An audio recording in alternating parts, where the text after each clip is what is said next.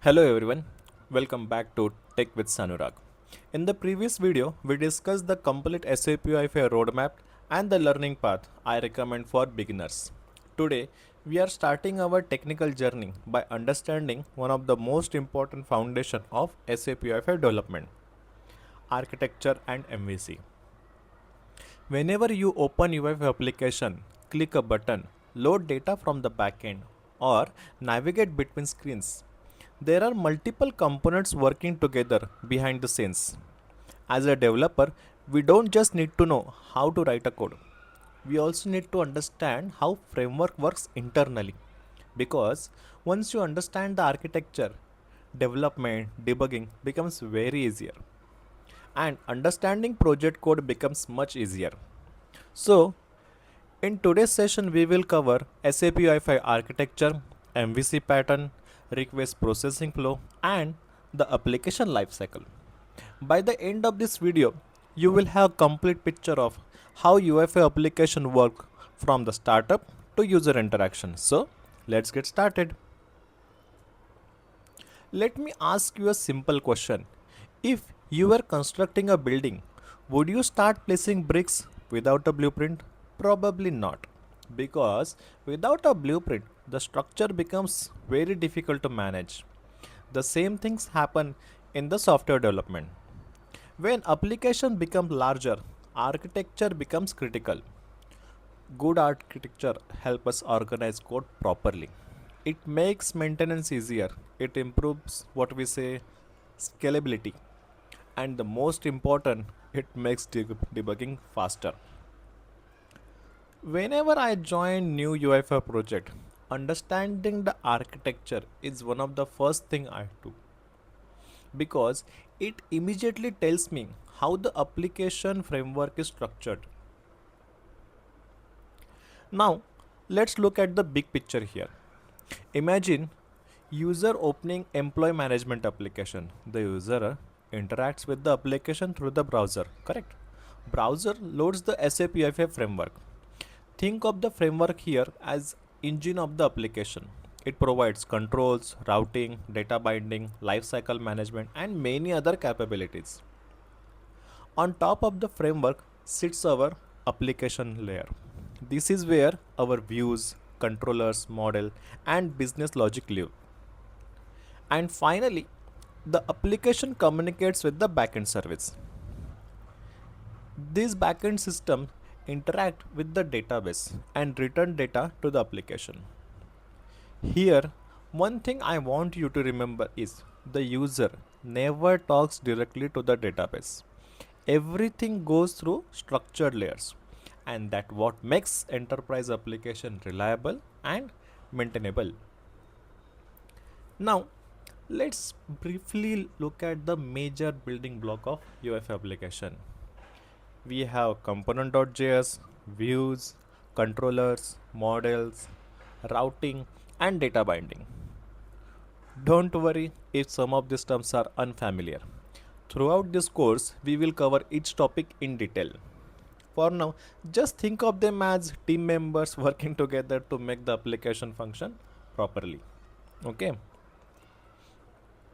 Now, we come to one of the most important concept in SAP UI5, MVC. What is that? It stands for model, view, and controller. But instead of memorizing the definition, let's understand it with a real world example. Imagine you are at the restaurant, you place a order, the waiter takes your order, the kitchen then prepares the food, and waiter bring it back to you. In this example, the view is what customer sees. Okay. The controller acts like the waiter. The model here acts like a kitchen where data is managed. The customer never directly enters the kitchen, and the kitchen never directly talks to the customer. Everything goes through the waiter. That's exactly how MVC works. And this separation is what keeps application clean and manageable. Let's start with the model. The model is responsible for managing data. Whenever data need to be loaded, updated, or stored model is involved. Okay, for example, if you are displaying employee records from the SAP backend system, that employee data typically comes through the OData model, right? If you are storing temporary data inside the application, you might use JSON model. As a beginner, you will mainly work with JSON model and OData model. And later, when building enterprise application, OData V4 models becomes extremely important. The view is responsible for displaying proper information to the user. Whenever you see buttons, tables, forms, input fields, or even the list, you are looking at the view layer. Okay. In modern UI5 development, XML view are most common approach. In fact, if you join most enterprise UI5 project today, you will spend majority of your time working with XML views only. One best practice I always recommend is keep views focused on presentation. Try not to write business logic inside them because it will get messy. Now, let's talk about controller. Think of the controller as brain of the application. Whenever user clicks a button, enters the information or even performs certain operation or action, the controller decide what should happen next. Let's take an example here. User clicks a search employee button, right? And controller will validate the input. If it is correct, then it will call the backend. Backend will process the response, and once it is returned, it will update the application accordingly. Almost every interaction inside a UI5 application eventually reaches a controller. Let's connect everything together. Imagine user clicks search button. The view captures a click button. Controller received it. Controller then calls the model. Model communicates with the backend and backend accordingly returns the employee data. Later on, data binding updates the view automatically. Okay, so this entire process may take few milliseconds, but understanding this flow is extremely important because this is exactly how most UI5 applications work internally. We'll do one thing. Let's make this even more practical. Okay, imagine you are building employee search application. The user enters the employee ID and click the search button. What will happen next? Controller will receive the request and model retrieves that employee information through OData service, and the employee details appear automatically inside the table. This is the perfect example of how MVC working together in a real business application. Now let's see what happens behind the scene when request is made. Imagine user opening employees list screen. The application needs employee data, correct? So where does it come from?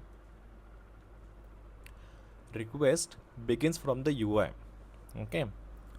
Once the request is begin, controller will handle that specific event and model send a request to that backend. Backend will accordingly process that request. Once the request is successfully processed, response will come back from the backend side and data binding will update the UI automatically. Whenever you are debugging UI5 application, always think about this path because most issues occur somewhere along this request chain. And don't worry if things are getting little overhead or getting confused. We will have the further videos where we'll actually go through the project applications and what are all the views controllers that we will be creating, and we'll also show the real time application, how the request is getting called, how the views are getting updated. Okay, don't worry. Now, beside MVC and request processing, every UI5 application also follows a life cycle. Think of it like human life cycle: birth, growth, activity, and eventually shutdown. UI5 application follows similar journey. Okay, let's walk through it step by step. Everything starts with the index.html. This file loads UI5 framework and starts the application. Think of it like a starting the car engine. Without the engine running, nothing else can happen, correct? The same applies to the UI5. Before any screen appears, framework must load first. Okay. After bootstrapping comes component.js and manifest.json. And honestly, these are the one of the most important files in UI5 application. If you are joining the project, you should go through the manifest.json first because it tells how routings are configured, which models are loaded, and how the application start. Think of the manifest.json as the blueprint and component.js as the project manager who execute that blueprint. That's the analogy I use frequently when explaining the UI5 architecture. Once initialization is complete, UI5 starts creating views. Controllers are attached and controls are generated. Sorry, controls are generated. And finally, everything is rendered inside the browser. At this point, users can actually see the application. Rendering simply means converting application definition into visible UI elements. Okay. Now, the application enters the active phase.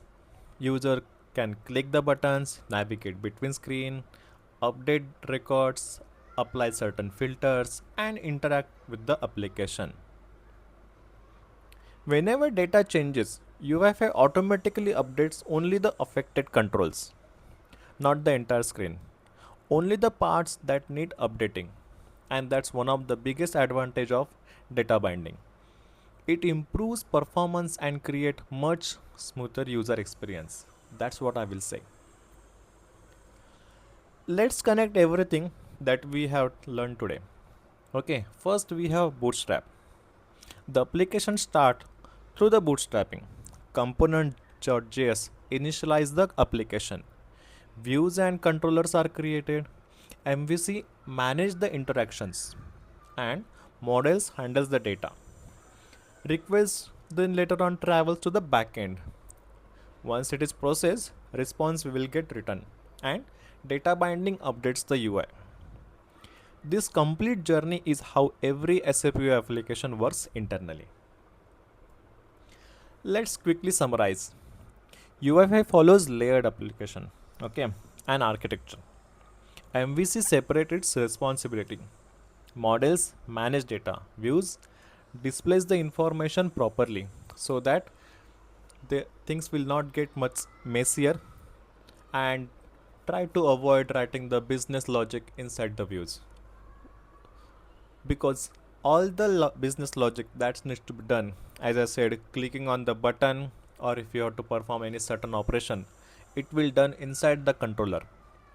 Okay, and request flow explains the communication which will be happening from the view side, controller side, and even the backend side as well.